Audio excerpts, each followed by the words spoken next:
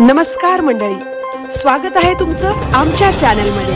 आवाज महामुंबईचा, शोध बातमीचा, कौल मनाचा। चला तर मग आमचे चॅनल लाईक करा, शेअर करा आणि सबस्क्राइब करा। धन्यवाद। सांडपाण्याच्या पाईपलाईन विरोधात खार जांभेळा ग्रामस्थ आक्रमक। जेसीबीच्या सहाय्याने पाईपलाईन टाकली काढून। 2 गटात झालेल्या वादात सरपंचांना मारहाण। पेन तालुक्यातील ग्रुप ग्रामपंचायत काराव हद्दीत असणाऱ्या आरडी कॉम्प्लेक्स येथून जाणाऱ्या संडासच्या सांडपाण्याच्या पाईपलाईन संदर्भात प्रशासनाकडे अनेक वेळा अर्ज करून देखील कोणतीही दखल न घेतल्याने खार जांभेळा ग्रामस्थ आक्रमक झाले। सदर पाईपलाईनद्वारे आरडी कॉम्प्लेक्स ते मौजे काराव ब्राह्मणाचा ओढापर्यंत ही पाईपलाईन टाकण्यात आली होती।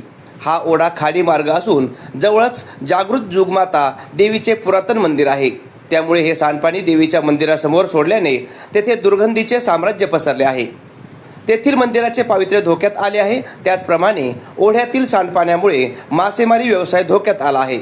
याचे लेखी पत्र प्रांत अधिकारी आणि बीडीओ यांना दिले होते, परंतु यावर कोणतेही ठोस उत्तर मिळाले नाही। प्रशासनाने याकडे दुर्लक्ष केल्याने आक्रमक झालेल्या ग्रामस्थांनी जेसीबीच्या सहाय्याने सदरची पाईपलाईन काढून टाकण्याचे ठरवले। यावेळी 2 गटात प्रचंड वाद झाला।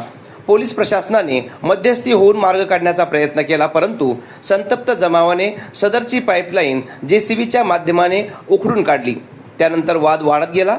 घटनास्थळी कायदा व सुव्यवस्थेचा प्रश्न निर्माण होऊ नये यासाठी वडखळ पोलीस निरीक्षक संतोष जाधव यांनी प्रयत्न केले। दोन्ही गटाला बाजूला करून वाद मिटवण्याचा प्रयत्न केला। यावेळी सरपंच आणि ग्रामपंचायत सदस्य यांच्या उपस्थितीत सदरची संडासच्या सांडपाण्याची पाईपलाईन उखडून काढली असून या वादात दुसऱ्या गटातील एका महिलेने माझ्या कानशिलात मारली असल्याचे सरपंच मानसी मंगेश पाटील यांनी सांगितले। या संदर्भात वडखळ पोलीस ठाण्यात त्या महिलेविरुद्ध तक्रार दाखल करण्यात आली आहे।